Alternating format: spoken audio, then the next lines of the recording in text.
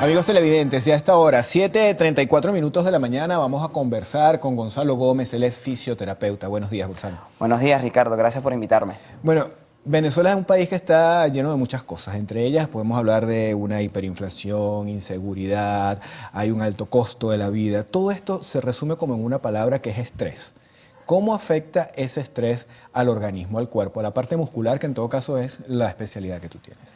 Bien, bueno, Ricardo, ciertamente ahorita la situación país nos está atacando muchísimo por todos lados, ¿no? Y desde el punto musculoesquelético, pues, también nos vemos afectados.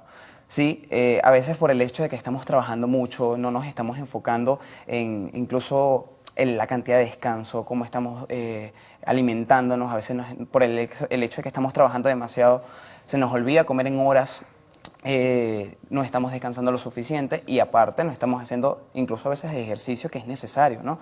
Para darle ese descanso a la musculatura. Entonces, el hecho de que nos estresemos por cualquier tipo de inflación, problemas en casa, no nos alcanza el dinero, entonces digamos que se generan muchísimas tensiones musculares y a veces ¿Cuáles son son esas inconscientes. zonas, digamos, predilectas para esas tensiones musculares? Yo imagino que la parte de los hombros, ¿no? Fíjate que no, Ricardo. Ahorita en la actualidad, por lo menos en mi consulta, estoy viendo mucha gente que hace bursismo inconsciente. O ¿Qué es sea, eso? el Explícalo. bursismo es que tú aprietes los dientes, ¿no? Y entonces este puede ser nocturno, pero está mucho hoy Que en la gente día. no se da cuenta. Está el diurno. Hay mucha gente que por el hecho que está trabajando, el hecho que esté haciendo su actividad laboral, el hecho que apriete los dientes inconscientemente genera tensiones en la columna cervical. Entonces las personas Además de un cuando desgaste de los dientes, evidentemente. generan desgaste, pero inicialmente lo que primero manifiestan son dolores cervicales. Entonces, el hecho que por estar estresado, el apretar los dientes, genera tensiones en columna cervical y la gente piensa que tiene un problema en columna cervical, o sea, que tiene alguna tensión o alguna falla a nivel articular. Entonces, cuando tú vienes y le trabajas a nivel ¿Cómo se mandibular, corrige eso? mira, en primer lugar, existen férulas que los odontólogos Odontólogos las colocan. especialistas colocan esas férulas cuando la gente se da cuenta, porque existen dos tipos de bursismo, ¿no? El que es concéntrico y el que es excéntrico. Pero el tema de detectarlo es, a juro, uno acudiendo o a un odontólogo o un fisioterapeuta especialista que cuando se da cuenta de que la persona, sus problemas como tal de tensión muscular son por apretar los dientes, nada más. ¿Sí? Genera esa tensión entonces en todo lo que es la columna. Completamente, porque o sea, hay muchos músculos que se conectan desde la columna cervical hasta la columna lumbar.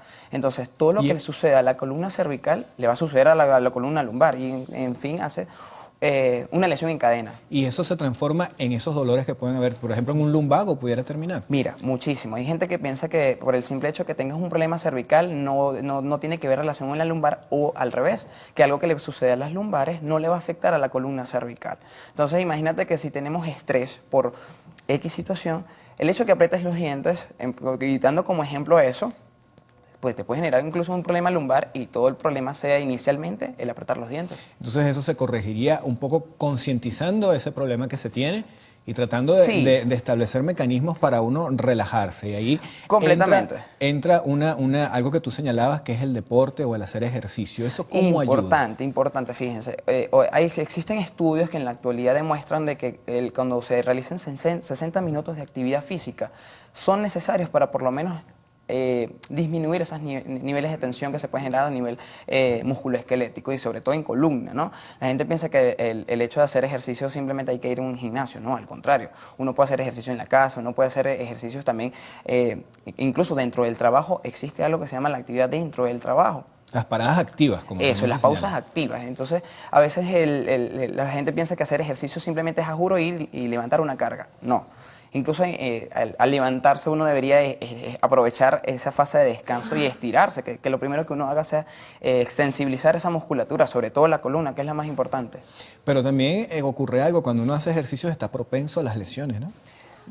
Sí y no, porque, a ver, por lo menos el venezolano tiene dos aristas, el que no hace ejercicio y el que hace mucho ejercicio, ¿sí? Entonces, siempre en cualquier tipo de actividad física deportiva, pues lógicamente existe la probabilidad de, siempre y cuando se cuide bastante bien la dosis, que tengas un entrenador que siempre esté cuidando tus patrones de movimientos, pues el ejercicio más bien es ultra recomendado.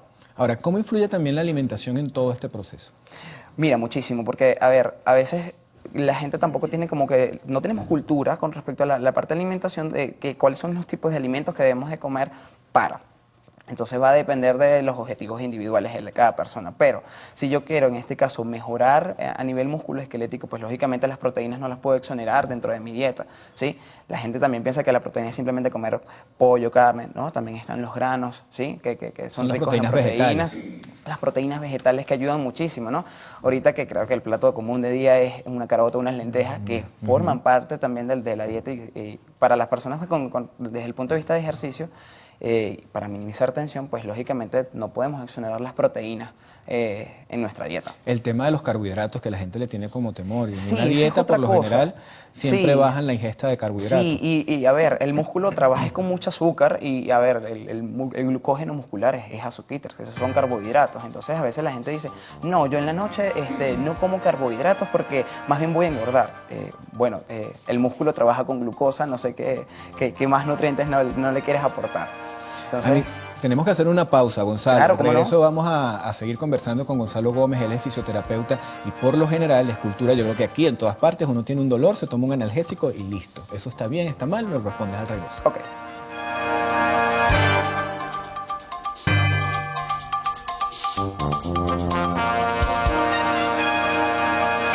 Seguimos conversando con Gonzalo Gómez, él es fisioterapeuta. En la pausa anterior te dejé una interrogante al aire. Por lo general, la gente tiende a automedicarse. Uno tiene un dolor en el cuello, en el hombro, en la pierna y enseguida uno busca la pastillita esa milagrosa y eso como que funciona, ¿no? Sí, Se sí, quita. sí. Ok, bien. Por un lado, esa es la cultura de todas las personas. Si tengo un dolor, o sea, inmediatamente lo que busco es en la alacena qué pastilla tengo, ¿no? Entonces, el impelable es el diclofenac. No es que no se pueda colocar ese fármaco, sin embargo, a ver, lo ideal sería más bien un analgésico y no un antiinflamatorio como lo es el diclofenac. Entonces ahí es donde el conocimiento de farmacología es importante, sobre todo a la mayoría de las personas. ¿Qué es lo que si tú tengo un dolor muscular, por ejemplo, post-entrenamiento o un dolor articular por algún esfuerzo sencillo, levantar algo, movilizar alguna carga mínima, sería un acetaminofén? Aunque la gente dice, bueno, pero es que el Pero es que eso no hace acetaminofén... nada. Exacto, la gente piensa que el acetaminofén es igual a fiebre, pero el acetaminofén es igual a también quita dolor porque es un analgésico, ¿sí? ¿Qué hace el diclofenac? Se ha demostrado estudios que la sobredosificación de diclofenac más bien puede ser hepatotóxico. Entonces es donde Eso significa que trae problemas hepáticos. De completamente. riñón, de todas Entonces, esas ¿qué es cosas. lo que hay que buscar de hacer? En vez de colocarse un diclofenac, pues compresitas frías, estiramientos o incluso ejercicio.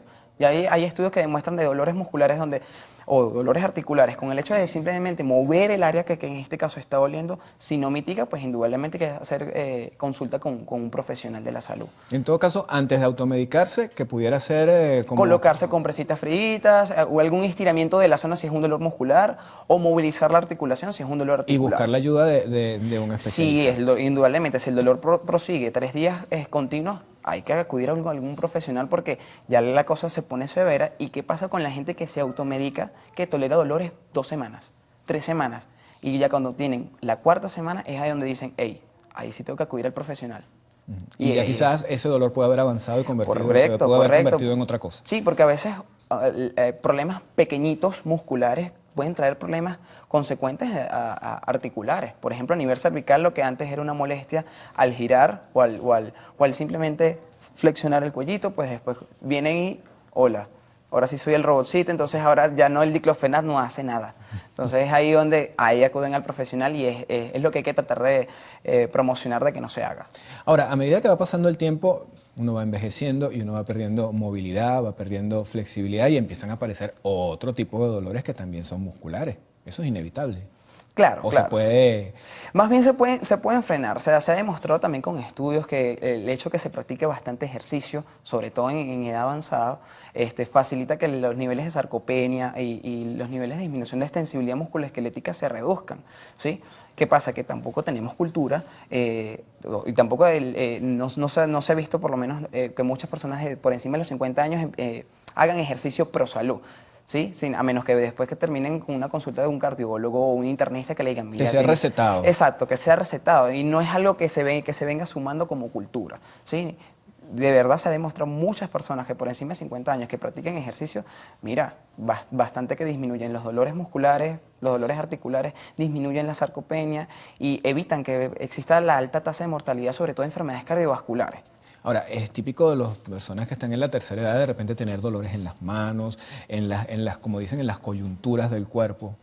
Sí, entonces esos dolores articulares, por encima de las personas que tienen 50 años en adelante, también puede ser por factores hormonales. A ver, por lo menos las mujeres que a veces cursan con la menopausia, es normal, ¿sí? Que más bien cursen con algunos que otros dolores que pueden ser mitigados con prescripción médica y también con ejercicio, ¿sí? Ahora, esas personas que en 40, 50 años nunca estuvieron haciendo ejercicio, hay un momento donde, como dicen mis participantes en la consulta, el almanaque es donde empieza como que a pasar factura por el hecho de que tienes una musculatura que nunca hizo ejercicio, que nunca estuviste acostumbrado a levantamientos de cargas y que ya no es la misma musculatura. Ha perdido resistencia muscular, ha perdido resistencia cardiovascular y pues lógicamente a mínimos esfuerzos duele.